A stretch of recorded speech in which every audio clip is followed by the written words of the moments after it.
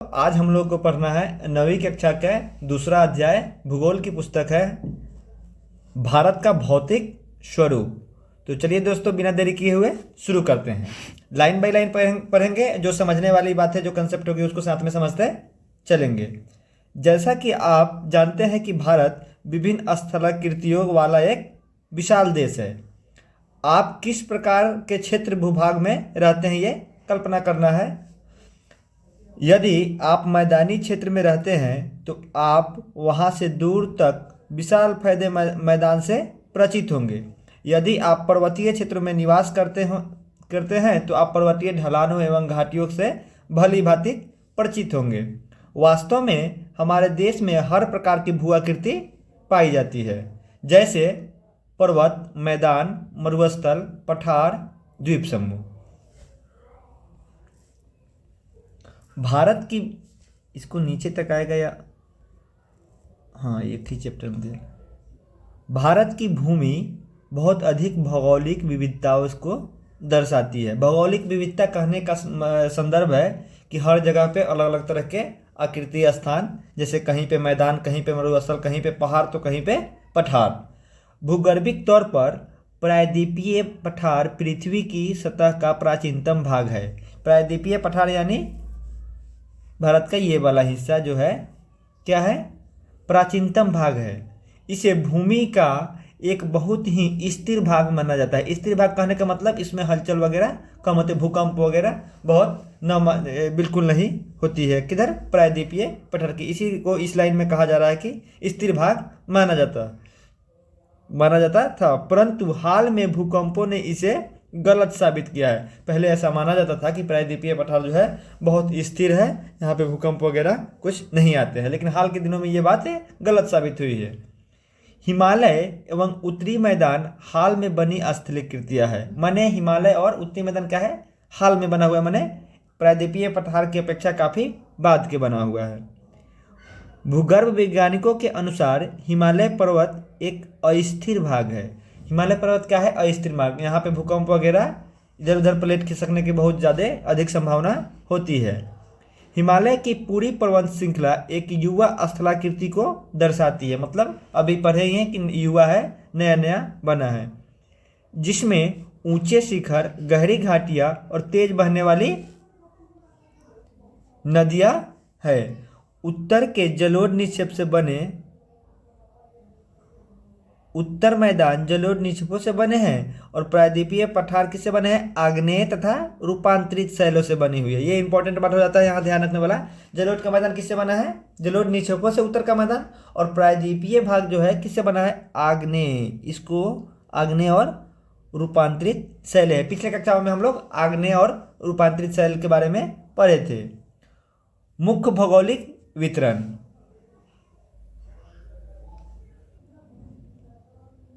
मुख्य भौगोलिक वितरण को हम लोग देखेंगे। भारत की भौगोलिक आकृतियाँ निम्न वर्गों में विभाजित की जाती है। जैसे तो ओवरऑल जो भारत का ये नक्शा है, जो भारत का भौगोलिक स्थिति है, उसको कई भागों में हम लोग 6 भागों में बांटते हैं। अब ये मैप के माध्यम से पढ़ेंगे। ये देखेंगे सबसे पहले, ये हिमालय पर्वत श्रृंखला। यहाँ से ये क्या है? हिमालय पर्वत श्रृंखला। उत्तर का मैदान ठीक इसके नीचे ये हो गया उत्तर का मैदान। कलर चेंज कर ले क्या? हाँ, इसको बदल लेते हैं। ये हो गया उत्तर का मैदान। उसके बाद प्रायद्वीपीय पठार, ये हो गया प्रायद्वीपीय पठार। भारत का मरुस्थल, ये हो गया भारत का मरुस्थल। यहाँ पे लद्दाख भी, इसको भी मरुस्थल ही मानते हैं। फिर भारत का मरुस्थल हो गया तटीय मैदान। ये देखिए, ये हो गया तटीय मैदान, पूर्वी घाट का, ये पश्चिमी घाट का ये। उसके बाद क्या है? द्वीप समूह। ये हमको क्या पढ़ना है, यहाँ से हम समझ सकते हैं। एक हिमालय पर्वत श्रृंखला को पढ़ना होगा, फिर उत्तर का मैदान के बारे में पढ़ना होगा, फिर प्रायद्वीपीय पठार के बारे में, फिर भारत का मरुस्थल, फिर भारत का तटीय मैदान और फिर द्वीप समूह। तो चलिए दोस्तों, शुरू करते हैं हिमालय पर्वत से। सबसे पहले क्या पढ़ेंगे हम लोग? हिमालय पर्वत से पढ़ना शुरू करेंगे।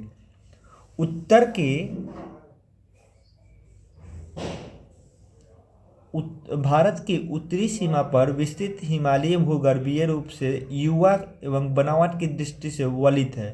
क्या है? समय के हिसाब से ये युवा है और बनावट किस तरीके का पर्वत है? तो यह वलित पर्वत श्रृंखला है। ये पर्वत श्रृंखला पश्चिम से पूर्व दिशा में सिंधु नदी से लेकर ब्रह्मपुत्र तक फैली है। मतलब यहाँ सिंधु है और यहाँ ब्रह्मपुत्र, सिंधु से लेकर ब्रह्मपुत्र तक फैली है।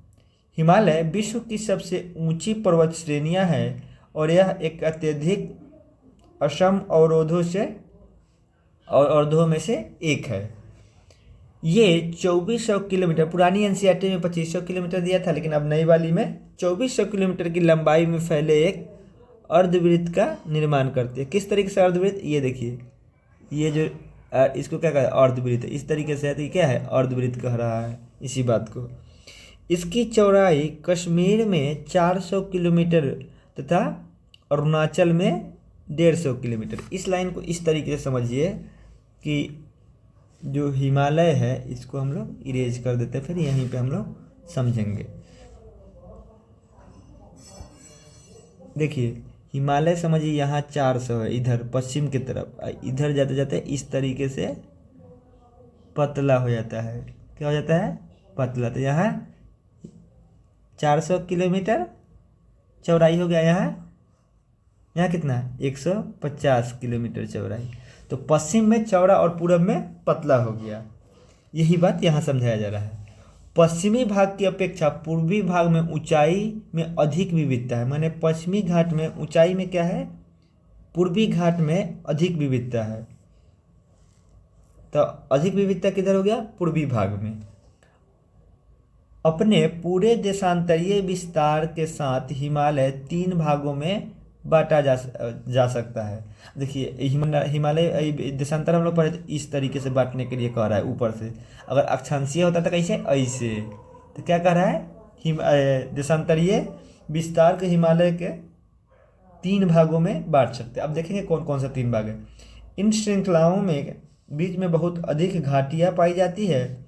सबसे उत्तरी भाग में स्थित श्रृंखला का नाम महान हिमालय या आंतरिक हिमालय है। उत्तरी भाग मतलब सब ये लाइन, सबसे उत्तर, सबसे पहले वाला लाइन उस तरफ से जो होगा ऊपर की तरफ से, इसे क्या कहते हैं? आंतरिक हिमालय या महान हिमालय या हिमाद्री कहते हैं। यह सबसे अधिक सतत श्रृंखला है जिसमें 600 मीटर इसकी औसत ऊंचाई है। सबसे उत्तर वाला जो होगा वो क्या होगा? 600 मीटर, 6000 मीटर माने 6 मीटर इसका क्या है? औसत ऊंचाई है। इसमें हिमालय के सभी मुख्य शिखर इसी में है। कौन कौन सा मुख्य शिखर है वो देखेंगे। माउंट एवरेस्ट क्या है? वह भी महान हिमालय का भाग है। कंचनजंगा, मकालू, धौलागिरी। तो माउंट एवरेस्ट कहाँ है? नेपाल में। इसकी ऊंचाई 8848 किलोमीटर। कंचनजंगा कहाँ है? भारत में। इसकी ऊंचाई 8598। इसी तरीके मकालू कहाँ है? नेपाल में, 8481। और इसी तरीके धौलागिरी 8192।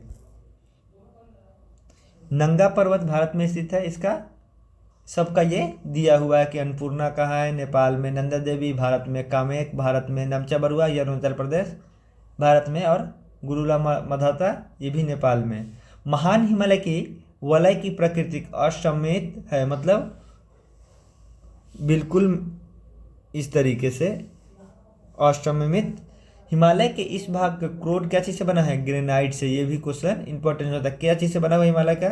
ये क्रोड से बना हुआ। यह श्रृंखला हमेशा बर्फ से ढकी रहती है और तथा इसे बहुत सी हिमानियों का प्रवाह होता है। महान हिमालय में पाए जाने वाली हिमालयों एवं दर्रों का नाम लिखना है या सोचना है। आगे हम लोग को देखने को मिलेगा। भारत के उन राज्यों के नाम जहाँ ऊपर दिए गए कुछ शिखर स्थित है। मैंने शिखर कौन कौन से राज्य में स्थित है, जैसे नामचा बरुआ अरुणाचल प्रदेश में, ये मैप के माध्यम से देखना है। हिमाद्री के दक्षिण में स्थित श्रृंखला सबसे अधिक असम है और हिमाचल या निम्न हिमालय के नाम से जाना जाता है। सबसे पहले क्या हुआ है? हम लोग ग्रेटर हिमालय देखे हैं, उसके बाद क्या है? निम्न हिमालय। इसको क्या कहते हैं? हिमाचल कहते हैं। इन श्रृंखलाओं का निर्माण मुख्यतः अत्यधिक संपीड़ित तथा परिवर्तित शैलों से हुआ है। इसकी ऊंचाई कितना, 3700 से 4500 मीटर। पहले वाला का कितना, महान हिमालय का था लगभग 6000, उसके बाद कितना हो गया ये 3700 से 4500। जबकि पीर पंजाल श्रृंखला सबसे लंबी तथा सबसे महत्वपूर्ण श्रृंखला है। ये हिमाचल या निम्न हिमालय का सबसे बड़ा श्रृंखला कौन सा है, पीर पंजाल। धौलाधर और महान श्रृंखलाएँ, महाभारत श्रृंखलाएँ भी महत्वपूर्ण है। मतलब निम्न हिमालय या हिमाचल का सबसे महत्वपूर्ण कौन कौन सा है, पीर पंजाल सबसे लंबा है, उसके बाद धौलाधर और महाभारत श्रृंखला भी इसी में पाया जाता है। इसी श्रृंखला में कश्मीर घाटी तथा हिमाचल के कांगड़ा कुल्लू घाटियाँ है। किसमें, निम्न हिमालय में या हिमाचल में। इस क्षेत्रों को पहाड़ी नगरों के लिए जाना जाता है। एटलस से मसूरी और नैनीताल और रानीखेत की स्थिति को देखना है और राज्यों के नाम लिखना है वे कहाँ स्थित है। हिमालय की सबसे बाहरी श्रृंखला यानी पहले महान, फिर निम्न, सबसे नीचे क्या, शिवालिक। सबसे उत्तर में, दक्षिण में क्या होगा, शिवालिक होगा। शिवालिक की ऊंचाई 900 से 1100 मीटर है। यह श्रृंखला उत्तर में मुख्य हिमालय की श्रृंखलाओं से नदियों द्वारा लाई गई संपीड़ित अवसादों से बनी है और ये घाटियाँ बंजरी और जलोढ़ मोटी परत से ढकी हुई है।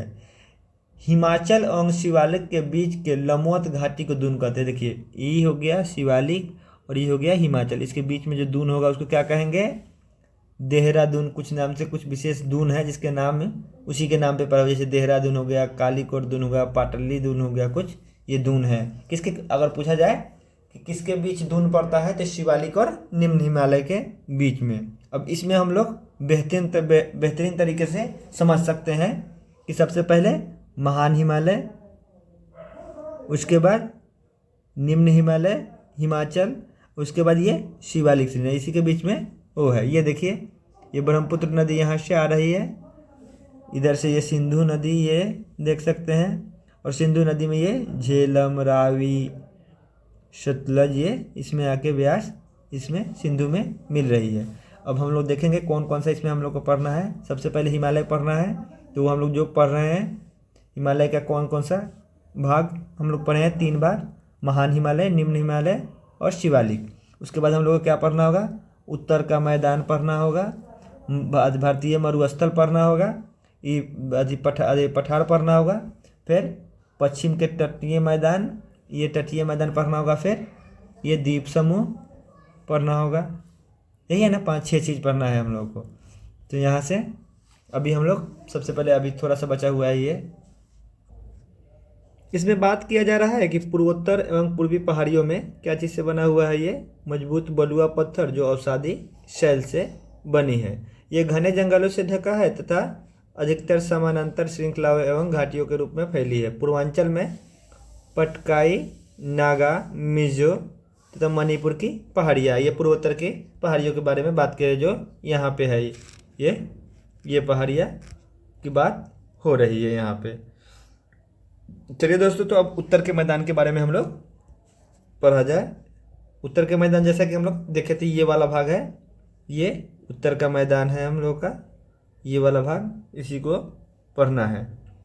उत्तर के मैदान 3 प्रमुख नदी प्रणालियों से गुजरा, जैसे सिंधु, गंगा, ब्रह्मपुत्र तथा इसकी सहायक नदियों से बना है।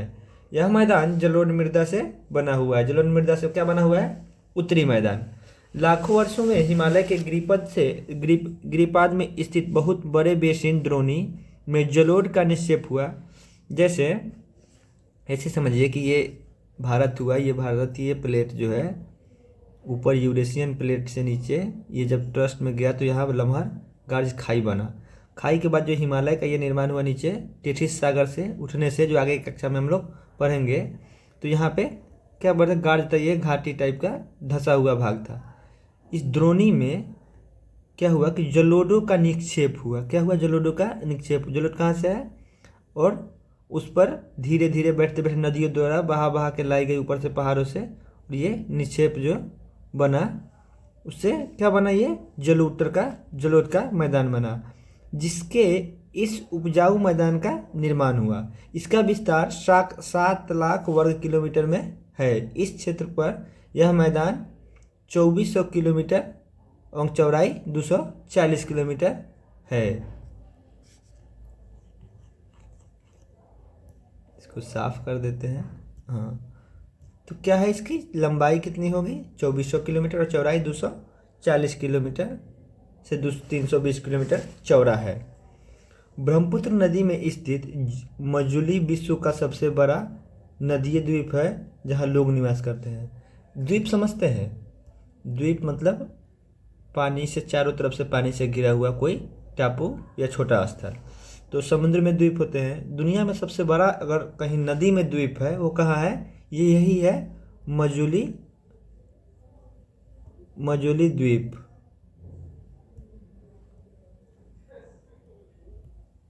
ये मजुली द्वीप है जो किस नदी पर है, ब्रह्मपुत्र नदी पर। यहाँ पे लोग भी निवास करते हैं। तो मजुली द्वीप कहाँ है, ब्रह्मपुत्र नदी पे है, जहाँ लोग निवास, दुनिया का सबसे बड़ा द्वीप है। यह सघन जनसंख्या वाला भौगोलिक क्षेत्र है। और कौन सा, ये अब उत्तर के मैदान के बारे में बात हो रही है। समृद्ध मृदा आवरण और पर्याप्त पानी की उपलब्धता। क्यों भौगोलिक जनसंख्या घनत्व तो ज़्यादा है इसका, क्योंकि यहाँ समृद्ध मृदा आवरण है, पानी की पर्याप्त उपलब्धता है, अनुकूल जलवायु के कारण कृषि की दृष्टि से भारत के अत्यधिक उत्पादक वाला क्षेत्र है। कौन सा, उत्तर का मैदान। उत्तरी पर्वतों से आने वाली नदियों के निक्षेप कार्य में लगी है और नदी के निचले भाग में ढाल कम होने के कारण नदी की गति कम हो जाती है, जिसके परिणाम स्वरूप नदियों में द्वीपों का निर्माण होता है। जैसे अगर ये पहाड़ है, यहाँ से कोई नदी निकल के आ रही है, तो ये ऊंचाई वाला भाग है। जैसे जैसे नीचे आते जाएगा, नीचे आने पे इसका गति क्या होगा, स्लो होगा, और जो भी मिट्टी बहा के लाई होगी क्या होगा, इकट्ठा होना शुरू हो जाएगा। उसी को नदी द्वीपों का निर्माण होता है कहा जा रहा है। नदियों के निचले भाग में गाद एकत्रित हो जाने के कारण बहुत सी घाटियों में बट जाती है। इन धाराओं को वित्तिकाएँ कहते हैं। अब वित्तिकाएँ किसको कहेंगे, अब ये जब गाद लेके आएगा नदी, जैसे कोई नदी, ये नदी आ रही है और इसमें सिल्ट गाद आ रहा है, और गाद आने पे क्या होगा कि नदी की धारा इस तरीके से होने लगेगी ये, तो ये क्या हो गया, यही है वित्तिकाएँ। अच्छा, दोआब का अर्थ दो नदियों के बीच का भाग है। जैसे ये गंगा नदी है और ये सिंधु नदी है, ये बीच वाला जो भाग होगा इसको क्या कहेंगे, दोआब। दोआब शब्द से मिलकर बना है जो, अर्थात पानी का है। इसी प्रकार पंजाब, इसमें क्या है, 5 नदी है। दोआब 2 नदी के बीच के स्थान को कहेंगे। और पंजाब में क्या है, ये आब से यहाँ भी पंजाब बना हुआ है। पंजाब में कितने नदी है, 5 नदी है। इसी कारण से इसको पंजाब को, जैसे दोआब से ही उसका नाम पंजाब बना है। उत्तर के मैदान में मोटे तौर पर 3 उपवर्गों में विभाजित किया गया। जो उत्तर का मैदान हम लोग देखे हैं उसको 3 उपवर्गों में विभाजित किया गया है। उत्तरी मैदान के पश्चिमी भाग को पंजाब का मैदान कहा जाता है। मतलब इसको फिर से मैप में देखने की कोशिश करेंगे। इधर नीचे भी मैप है क्या, नहीं, नीचे तो मैप नहीं, ऊपर के ही मैप में समझा जाता है। ये इसको इस तरीके से उत्तर के मैदान को बांटा जाता है। ये पंजाब वाला हिस्सा, तो ये पंजाब का मैदान कहा जाएगा सबसे पश्चिमी वाले भाग को। सिंधु तथा इसकी सहायक नदियों द्वारा बनाए गए इन मैदान का बहुत बड़ा भाग पाकिस्तान में है। जब उत्तरी मैदान जो है इसका कुछ भाग कहाँ है, पाकिस्तान में भी है। सिंधु तथा इसकी सहायक नदियाँ झेलम, चिनाब, रावी, ब्यास और सतलुज हिमालय से निकलती है, जिसको मैप में हम लोग देखे थे थोड़ी देर पहले। मैदान के इस भाग में दोआब की संख्या बहुत अधिक है। वहाँ जो 5-6 नदी है उसकी सिंधु नदी, सिंधु की सहायक नदी, वो जो क्या है, दोआब की संख्या काफ़ी अधिक है। कौन से भाग में, जो पश्चिम वाला, उत्तर के मैदान के पश्चिम वाला जो भाग है जो पाकिस्तान तक लगती है, उसके बारे में बात हो रही है। गंगा के मैदान का विस्तार घग्गर नदी तथा तीस्ता नदियों के बीच है तथा यह उत्तरी भारत में हरियाणा, दिल्ली और उत्तर प्रदेश, बिहार, झारखंड के कुछ भाग तथा पश्चिम बंगाल में फैला हुआ है। ये उत्तर के मैदान की बात हो रही है। उत्तर के मैदान में विशेष रूप से सिर्फ गंगा के मैदान की बात हो रही है। ब्रह्मपुत्र का मैदान इसके पूर्व विशेषकर असम में स्थित है। उत्तरी मैदान की व्याख्या सामान्यतः इसके ऊंचाइयों के बिना किसी भी विविधता वाले समतल स्थल के रूप में की जाती है। यह सही नहीं है। इस विस्तृत मैदान की भौगोलिक आकृति में भी विविधताएं हैं। ऐसा माना जाता है कि ऐसे कहा जाता है कि जो उत्तर का मैदान क्या है, सामान्यतः ऊंचाई के बिना माने समतल मैदान को माना जाता है, लेकिन इसमें विविधता भी देखने को मिलती है। आकृति के भिन्नता के आधार पर उत्तर के मैदानों को भी 4 भागों में विभाजित किया जाता है। उसमें क्या है, नदियों पर्वतों के नीचे उतरते समय शिवालिक की ढाल, जैसे हम लोग तो इस तरीके से ये उत्तर का मैदान अगर ये इतना बड़ा देख लिए तो हम लोग ये उत्तर के मैदान को ऐसे भाग के ऐसे ऐसे ऐसे भी बांट सकते हैं और इसको ऐसे ऐसे भी बांटना होगा। जैसे यहाँ शिवालिक है हिमालय की सबसे दक्षिणी छोर, उसके ऐसे ऐसे भी बांट के देखने को मिलेगा। वही बात यहाँ पे लिखा जा रहा है कि नदियाँ पर्वतों से जब नीचे उतरते समय शिवालिक की ढाल 8 से 16 किलोमीटर चौड़ी पट्टी से गुटिका का निक्षेप करती है। इसे भाभर कहते हैं। अब देखिए ये जो हम लोग देखे थे, ये अगर मैं इसको जो फर्स्ट वाला रो होगा इसको क्या कहेंगे, ये भाभर का मैदान होगा। फर्स्ट वाला लाइन शिवालिक के पास वाला, उसी के बारे में 8 से 6 किलोमीटर इसकी चौड़ाई होगी। सभी सरिताएं इस भाभर में विलुप्त हो जाती है। मैंने जब सरिताएं माने पानी की जो धार आती है उसमें क्या होता है, विलुप्त हो जाती है। इस पट्टी के दक्षिण में सरिताएं एवं नदियाँ पुनः निकल जाती है। जैसे इसको यहाँ समझते हैं, ये हिमालय हो गया, ये निम्न हिमालय हो गया, ये ग्रेटर हिमालय हो गया, ये शिवालिक हो गया। ये हम लोग का क्या हो गया, उत्तर का मैदान। जब यहाँ से नदियाँ निकलेगी तो यहाँ जो 5-6 किलोमीटर का जगह होगा, 5-6 किलोमीटर का ये जगह जो होगा ये यहाँ पे, उसमें क्या होगी, नदियाँ विलुप्त हो जाएगी और सभी सरिताएं जो इसकी धारा निकलेगी क्या होगी, विलुप्त हो जाएगी। और इस पट्टी के दक्षिण में माने इसके दक्षिण में कथी होगा, विलुप्त होने के बाद जो क्या होगा, ये सरिताएं पुनः निकल जाएगी, माने यहाँ गायब होगा फिर यहाँ से निकल जाएगी। यह नम तथा दलदली। अब इसको वाला भाग को क्या कहेंगे, इसको हम लोग क्या कहे हैं, भाभर। कलर चेंज करते हैं स्पष्ट दिखेगा, इसको भाभर कहेंगे। और उसके बाद जहाँ से ये निकलेगा फिर दोबारा नदी, उसको क्या कहेंगे, नम्न भूमि तथा दलदली क्षेत्र का निर्माण कर, इसे क्या कहेंगे, तराई कहेंगे। क्या कहेंगे, पहले भाभर फिर उसके बाद तराई कहेंगे। तो भाभर और तराई को हम लोग यहाँ समझ गए। यह वन्य प्राणियों से भरा हुआ घने जंगलों का क्षेत्र है। बंटवारे के बाद पाकिस्तान से आए शरणार्थी को कृषि योग्य भूमि उपलब्ध कराने के लिए इस जंगल को काटा गया। अब जिस समय बंटवारा हुआ और वहाँ से शरणार्थी जो आए पाकिस्तान से भारत में रहने के लिए, तो उसको कृषि योग्य भूमि उपलब्ध कराने के लिए इसी क्षेत्र में जंगल को काट करके बसाया गया। इस क्षेत्र में दुधवा नेशनल पार्क स्थित है। ये कहाँ है, ये उत्तर प्रदेश में है। कहाँ है, उत्तर प्रदेश में है। उत्तर मैदान का सबसे विशालतम भाग पुराने जलोढ़ का बना हुआ है। उत्तर का विशालतम मैदान, जो मैदान हम लोग देखे हैं, अब पुराने जलोढ़ किसको कहेंगे, इसको कहेंगे बांगर। पुराने जलोढ़ को क्या कहते हैं, बांगर। इसको और शब्द मिल सकता है पुराने जलोढ़ का, नए जलोढ़ को क्या कहते हैं, खादर।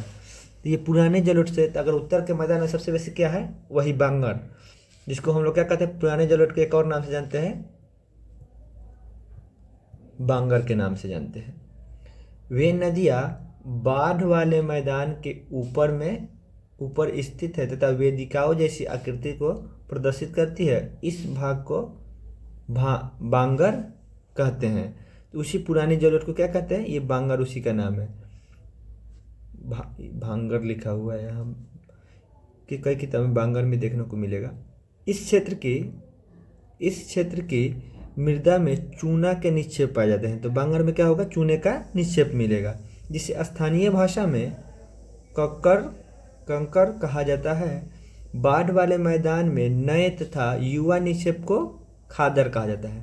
तो खादर और बांगर दोनों समझ गए। खादर नए जलोढ़ को कहेंगे और पुराने को बांगर। इसका लगभग प्रत्येक वर्ष पुनः निर्माण का मतलब कैसे होगा, इसको इस बात से समझिए कि ये नदी हुआ और ये मैदान हुआ, क्षेत्र हुआ, नदी से लगा हुआ। तो बरसात के और बाढ़ के समय में ये नदी का पानी पूरे इलाके में और नया मिट्टी को जब नया कर देगा तो वही नया युवा निक्षेप हो जाएगा। नया मिट्टी अगर यहाँ से यहाँ चला गया और नदी द्वारा लाई गई मिट्टी द्वारा, तो ये क्या होगा, ये खादर हो जाएगा। और इसका हर प्रत्येक वर्ष पुनर्निर्माण, प्रत्येक वर्ष पानी होगा, बारिश होगा, बारिश के मौसम में तो ये क्या होगा, नया होते रहेगा। इसलिए ये उपजाऊ होते हैं तथा गहन कृषि के लिए आदर्श होते हैं। तो हम लोगों ने उत्तर के मैदान को बड़े बारीकी पूर्वक ध्यान से पढ़ा। अगर समझने में दिक्कत होगी तो स्पीड कम करके या पीछे करके देख सकते हैं, या समझ रहे हैं तो तेज़ी करके आगे निकल सकते हैं, क्विक रिवीजन होगा। अब हम लोग देखेंगे प्रायद्वीपीय पठार के बारे में पढ़ेंगे। प्रायद्वीपीय पठार एक मेज की आकृति वाला स्थल है जो पुराने क्रिस्टलीय आग्नेय तथा रूपांतरित शैलों से बना है। तो प्रायद्वीपीय पठार किससे बना है, क्रिस्टलीय, तीन चीज़ें, पुराने क्रिस्टलीय, दूसरा है आग्नेय तथा रूपांतरित शैल, तीन चीज़ यहाँ है, पुराने क्रिस्टलीय, आग्नेय और रूपांतरित शैलों से बना है। यह गोंडवाना भूमि के टूटने एवं अफवाह के कारण बना है। यह किससे बना है, गोंडवाना भूमि के टूटने एवं अफवाह के कारण बना है तथा यही कारण है कि यह प्राचीन भूभाग में से प्राचीन भूभाग का एक हिस्सा है। पठारी भाग चौड़ा तथा छिछली घाटियों एवं गोलाकार पहाड़ियाँ है। इसको छिछली घाटियाँ मतलब समझ रहे हैं, घाटी अगर हो लेकिन घिसते पीटते एकदम छोटा हो जाए तो उसी को छिछली घाटियाँ। और जब पहाड़ समझिए ऐसे रहेगा तो खड़ा पहाड़ है, जब पहाड़ घिस पीट गया है तो क्या होगा, ऐसे गोला अपशिष्ट ऊपर से उड़ गया है, अपरदित हो गया है तो क्या होगा, गोला पहाड़, उसी बात को गोलाकार पहाड़ी लिख रहा है। इस पठार के दो मुख्य भाग है, मध्य उच्च भाग और दक्कन का पठार। जैसा कि मध्य उच्च भाग लिखा हुआ है, आपको समझ में आ गया होगा कि ये मध्य का बात है, मिडिल का बात हो रहा है। तब मिडिल कौन सा होगा, अगर भारत का मैप ये है, नहीं बना, इसको हम लोग आगे देखते हैं, तो अभी समझ लेते हैं। चलिए, मध्य भाग समझना है। मध्य भाग ये हमारा भारत का नक्शा हो गया, ये हो गया हमारा मध्य भाग, यही ना होगा। उसके बाद ये उसके बचा हुआ, तो प्रायद्वीपीय पठारी पूरा है तो मध्य भाग कौन होगा, ये वाला भाग मध्य भाग होगा।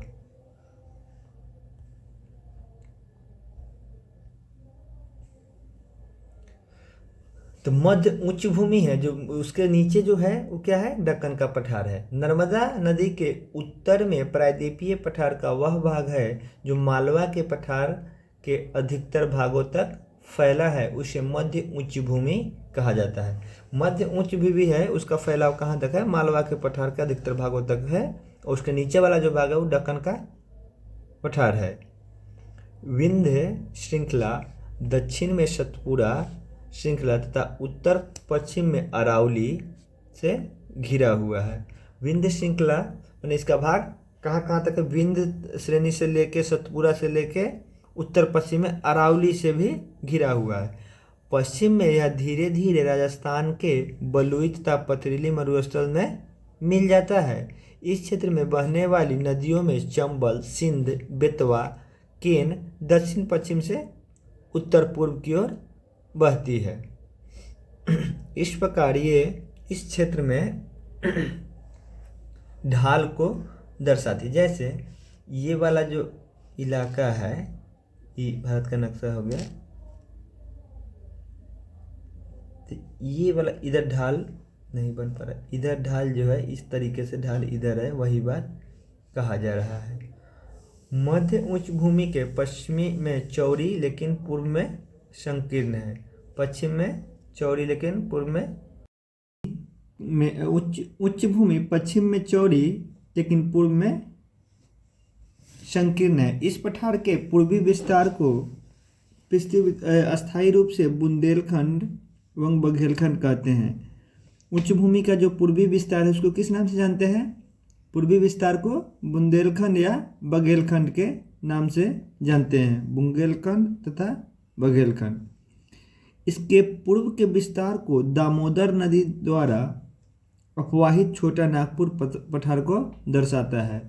ये झारखंड और बिहार के उत्तर में, झारखंड के उत्तर वाला क्षेत्र की बात हो रहा है, छोटा नागपुर का पठार।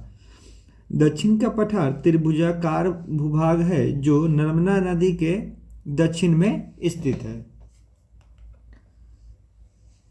उत्तर में इसके चौड़े आधार पर सतपुरा श्रृंखला है। उत्तर में कौन सा है? सतपुरा है। जबकि पूर्व में कौन सा? बुंदेलखंड, बघेलखंड। अब पूर्वी विस्तार का ही एक भाग है दामोदर नदी द्वारा अपवाहित छोटा नागपुर का पठार।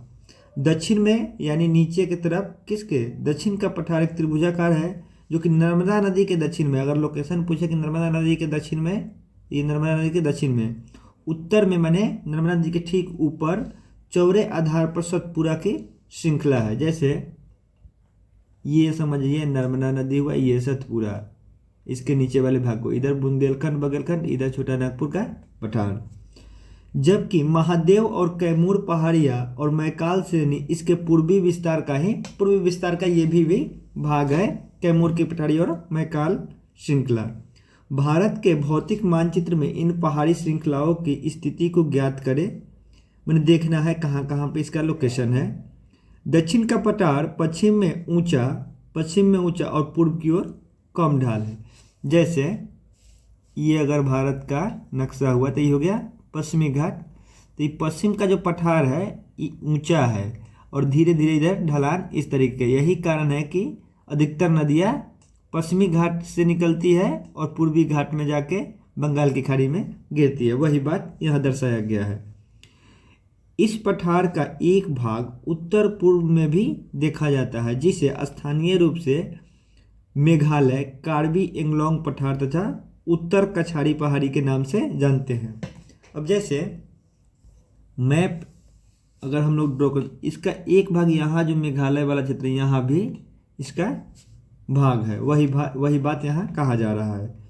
यह एक भ्रंश के कारण छोटा नागपुर पठार से अलग होता है।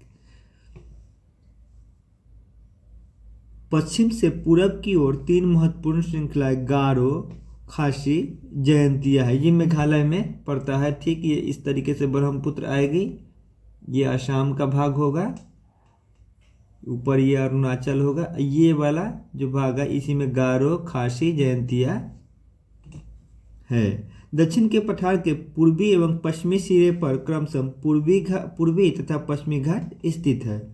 पश्चिमी घाट पश्चिमी तट के समानांतर स्थित है और वे सतत है कि तथा उन्हें केवल दो दर्रे के द्वारा ही पार किया जा सकता है। पश्चिमी घाट हुआ, इसमें दो दर्रा है, कौन कौन सा? थाल घाट, अभोर घाट, ये दोनों है महाराष्ट्र में। थाल घाट, अभोर घाट कहाँ है? थाल घाट यहाँ पे पड़ेगा, नागपुर को जोड़ेगा, इधर भोर घाट जो आगे हम लोग को देखने को मिलेगा। ये कहाँ है? पश्चिमी घाट में है। पश्चिमी घाट और पूर्वी घाट की अपेक्षा ऊंचे है। पूर्वी घाट 600 मीटर की औसत ऊंचाई की तुलना में पश्चिमी घाट कितना है? 900 से 1600 मीटर है। पूर्वी घाट का विस्तार महानदी घाटी से दक्षिण में नीलगिरी तक है। कहाँ से कहाँ है? महानदी से नीलगिरी तक इसका विस्तार है। पूर्वी घाट का विस्तार सतत नहीं है, यह अनियमित है। बंगाल की खाड़ी में गिरने वाले नदियाँ इसको काट दिया है। जैसे सतत नहीं है कि मतलब समझिए ये पश्चिमी घाट हुआ, ये पूर्वी घाट हुआ, इसका ऊंचाई ज़्यादा है उसका कम। नदी जब यहाँ से निकलेगी इधर जाएगी तो ये जो ऊंचाई और पहाड़ी होगा इसको क्या होगा? घाटों को काट देगा, जितना भी नदी होगा। इसी बात को यहाँ कहा जा रहा है। पश्चिमी घाट में पर्वतीय वर्षा होती है। ये भी इम्पोर्टेंट है कि पर्वतीय वर्षा कहाँ होता है? पश्चिमी घाट में।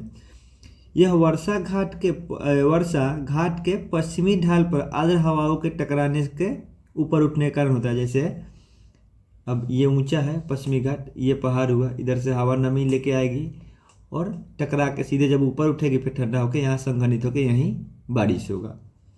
पश्चिमी घाट के विभिन्न स्थानीय नाम से जानते हैं। पश्चिमी घाट की ऊंचाई उत्तर से दक्षिण की ओर बढ़ती चली जाती है। अब देखिए ये हुआ पीछे प्रायद्वीपीय भारत का चित्र, तो क्या होगा, यहाँ ज़्यादा ऊंच होगा फिर कम फिर कम फिर कम, ऐसा नहीं है।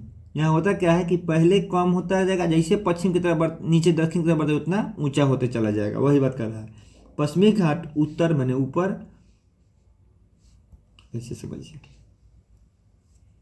ये हमारा हो गया प्रायद्वीपीय भारत का फोटो। अब क्या हुआ कि पहले जो ऊंचाई होगा यहाँ कम कम ज़्यादा ज़्यादा ज़्यादा इस तरीके से ज़्यादा होते चला जाएगा, वही बात यहाँ बताया जा रहा है। इस भाग के ऊंचे शिखर ऊंचे है। अनाईमुडी सबसे ऊंचा तथा डोडा बेटा है। सबसे ऊंचा कौन है? अनाईमुडी, उसके बाद डोडा बेटा। इसी तरीके से ये क्या है, पश्चिमी घाट की सबसे ऊंची चोटी इस वाले घाट का। अब पूर्वी घाट का सबसे ऊंचा चोटी महेंद्रगिरी है। पूर्वी घाट का महेंद्रगिरी और पश्चिमी घाट का अनाईमुडी। पूर्वी घाट के दक्षिण पश्चिम में शेवराय जावेरी पहाड़ियाँ है। उडगमडमल जिसे ऊटी के नाम से जानते हैं, ऊटी के क्या नाम है? उडगडमल, तथा कोडई कनाल जैसे प्रसिद्ध पहाड़ी नगरों की स्थिति मानचित्र में ज्ञात करें। ये किस जगह पे है? ये तमिलनाडु में है, तो उसको देखना है। पूर्वी घाट की तरफ ये लोकेशन है। प्रायद्वीपीय पठार की एक विशेषता यहाँ पाई जाने वाली काली मृदा है, जिसे दक्कन ट्रैप के नाम से जानते हैं। काली मृदा कहाँ? प्रायद्वीपीय पठार में। इसका और नाम क्या है?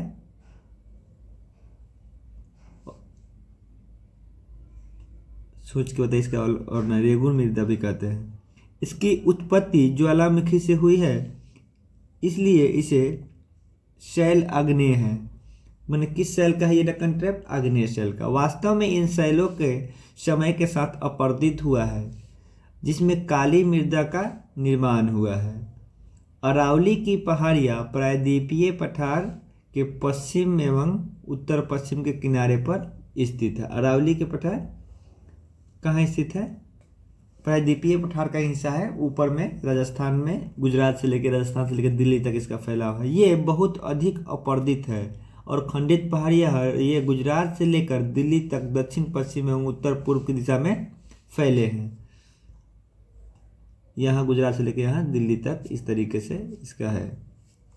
अब हम लोग देखेंगे भारतीय मरुस्थल।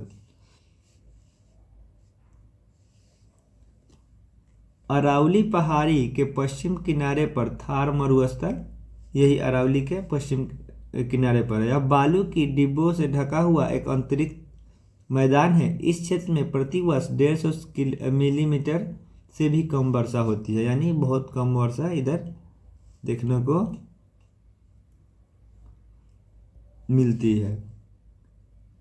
इस शुष्क जलवायु क्षेत्र में वनस्पति बहुत कम है। वर्षा ऋतु में ही कुछ सरिताएं दिखती है और उसके बाद वे बालू में विलीन हो जाते हैं। पर्याप्त जल नहीं मिलने से वे समुद्र तक नहीं पहुंच पाते हैं। केवल लूनी नदी ही इस क्षेत्र की सबसे बड़ी नदी है। बरकान क्या है? अर्धचंद्राकार बालू का टीला। जैसे रेगिस्तानी क्षेत्र में अर्धचंद्राकार अगर बालू का टीला है तो उसको क्या कहते हैं? बरकान कहते हैं। लेकिन लंबवत टीले भारत पाकिस्तान की सीमा के समीप प्रमुखता से पाए जाते हैं। यदि आप जैसलमेर जाए तो बरकान के समूह को देख सकते हैं। माने क्या है? ये अर्धचंद्राकार बालू का टीला है। अगर इसका समूह देखना है तो बाड़मेर में देखने को मिलता है। अब हम लोग को पढ़ना है भारत का तटीय मैदान। क्या पढ़ना है? तटीय मैदान। तटीय मैदान मतलब ये गुजरात से लेके इधर महाराष्ट्र, गोवा, कर्नाटक, केरल, इधर तमिलनाडु, आंध्र प्रदेश इधर उड़ीसा, इधर बंगाल, ये वाला क्षेत्र जो है ये क्या है, सब तटीय मैदान है। इसी के बारे में हम लोगों को पढ़ना है। प्रायद्वीपीय पठार के किनारे संकीर्ण तटीय पट्टियों का विस्तार है। यह पश्चिम में अरब सागर से लेकर पूर्व में बंगाल की खाड़ी तक विस्तृत है। पश्चिमी घाट तथा अरब सागर के बीच में संकीर्ण मैदान है। इसको इस बात से समझिए कि ये अगर हमारा मैप हुआ तो ये पश्चिमी तट से लगा हुआ है, ये पश्चिम का मैदान है। ये जो बीच वाला जगह ये क्या है, पश्चिम का संकीर्ण मैदान है। इस मैदान को 3 भाग है। कौन कौन से 3 भाग?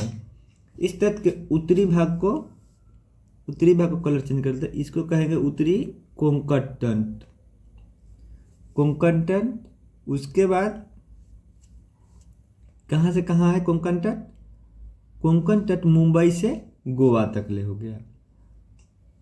उसके बाद मध्य भाग में एक कन्नड़ का मैदान, ये पीला वाला कन्नड़ का मैदान, और दक्षिण वाले भाग को क्या कहते हैं, मालाबार कहते हैं। ये हो गया मालाबार। तीनों मैदान को किस किस नाम से जानते हैं? ऊपरी वाला जो महाराष्ट्र से गोवा तक है उसको कहेंगे हम लोग कोंकण तट, और उसके मध्य भाग को ये वाला कन्नड़ तट, और दक्षिण वाले भाग को मालाबार तक। कोंकण, कन्नड़ और मालाबार। बंगाल की खाड़ी में विस्तृत मैदान चौड़ा एवं समतल है। उत्तरी भाग में इसे उत्तरी सरकार और इसको कहेंगे उत्तरी सरकार, जबकि दक्षिणी भाग के कोरोमंडल के नाम से इसको कोरोमंडल के नाम से जानते हैं। बड़ी नदियाँ जैसे महानदी, गोदावरी, कृष्णा, कावेरी इस तट पर विशाल डेल्टा बनाती है। चिल्का झील पूर्वी तट पर स्थित महत्वपूर्ण भू लक्षण है। चिल्का झील भारत में खारे पानी की सबसे बड़ी झील है। यह उड़ीसा के महानदी के डेल्टा के दक्षिण में स्थित है। महानदी के डेल्टा के, ये महानदी का अगर डेल्टा हुआ तो नीचे की तरफ दक्षिण में ही स्थित है। अब हम लोग को पढ़ना है भारत का द्वीप समूह। द्वीप समूह कौन है? द्वीप समूह में हम लोग देखे थे कि इस तरीके से यहाँ भी द्वीप समूह है, यहाँ भी द्वीप समूह है, और यहाँ भी द्वीप समूह है। इसी के बारे में हम लोग को पढ़ना है। आप पहले देख चुके हैं कि भारत की मुख्य स्थल अत्यधिक विशाल है, और इसके अतिरिक्त भारत के 2 द्वीप समूह स्थित है। इसके बारे में और इसके बारे में बात किया जा रहा है, इसके बारे में नहीं। क्या आप इस द्वीप समूह को पहचान सकते हैं? केरल के मालाबार तट के स्थित लक्षद्वीप को ज्ञात कीजिए। ये केरल के मालाबार तट पर स्थित ये है लक्षद्वीप। द्वीप का यह समूह छोटे प्रवाल द्वीपों से बना है। पहले इसको लकाद्वीप, मिनिकॉय तथा एमीन द्वीप के नाम से जानते हैं। पहले क्या जानते थे? लकाद्वीप, मिनिकॉय तथा एमीन द्वीप के नाम से जानते थे। 1973 में इसका नाम लक्षद्वीप रखा गया। लक्षद्वीप का नाम कब रखा? अभी मोदी जी गए थे तो चर्चा में ये भी बना हुआ है, किसी एग्जाम में पूछा जा सकता है कि इसका पुराना नाम कब है, लक्षद्वीप नाम कब रखा गया। यह 3200 वर्ग किलोमीटर के छोटे क्षेत्र में फैला है। करवती द्वीप लक्षद्वीप की प्रशासनिक मुख्यालय है। इस द्वीप समूह पर पादप जंतु बहुत से प्रकार के पाए जाते हैं। पिटली द्वीप जहाँ मनुष्य का निवास नहीं है, वहाँ एक पक्षी अभयारण्य है। ये कहाँ है? लक्षद्वीप में ही है पिटली द्वीप, जहाँ पे मानव का निवास नहीं है लेकिन पक्षी अभयारण्य है। लक्षद्वीप का नाम कब रखा गया? 1973 में। उससे पहले नाम क्या था? लकाद्वीप, मिनिकॉय और एमीन द्वीप। अब बंगाल के खाड़ी के उत्तर दक्षिण की तरफ फैले द्वीप समूह श्रृंखला को ध्यान से देखिए। ये अंडमान निकोबार द्वीप समूह है। ये द्वीप समूह आकार में बड़े हैं और बहुत बिखरे हुए हैं, और ये द्वीप समूह मुख्यतः 2 भागों में बटा है, उत्तर अंडमान और दक्षिण अंडमान। यह माना जाता है कि द्वीप समूह निमज्जित पर्वत श्रेणियों का शिखर है। जैसे पानी के अंदर जो क्या होता है, पर्वत होता है, उसी का घिसा पीटा ऊपर वाला रूप है। यह द्वीप समूह देश की सुरक्षा के लिए क्या है, बहुत महत्वपूर्ण है। इन द्वीप समूह में पाए जाने वाले पादप जंतुओं में बहुत अधिक विविधता है। ये द्वीप विषुवत वृत्त के समीप है। ये विषुवत रेखा इधर है तो विषुवत के समीप है। यहाँ जलवायु विषुवतीय है तथा घने जंगल आच्छादित है। भारत में एकमात्र सक्रिय ज्वालामुखी अंडमान तथा निकोबार द्वीप समूह कहाँ है, बैरन द्वीप पे स्थित है। विभिन्न भू आकृति विभागों के विस्तृत विवरण प्रत्येक विभाग के वेबसाइट पर स्पष्ट करता है कि परंतु स्पष्ट है कि ये विभाग दूसरे के पूरक है और वे देश के प्राकृतिक सौंदर्य को समृद्ध बनते हैं। उत्तर पर्वत जल वनों का प्रमुख स्रोत है।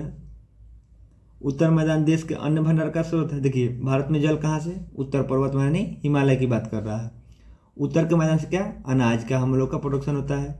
इससे प्राचीन सभ्यताओं का विकास को आधार मिला। पठारी भाग से क्या मिलता है, हमको खनिज मिलता है। मैंने इंपॉर्टेंस बताया जा रहा है कि हमारा जो ये 6 क्षेत्र हम लोग पढ़े हैं सबका अपना अपना इंपॉर्टेंस है। इसी में हम लोग पहले देखें जल कहाँ से, उत्तर के पहाड़ी क्षेत्रों से, उत्तर के मैदान से अनाज और प्राचीन सभ्यताओं का विकास का आधार यहीं से मिला।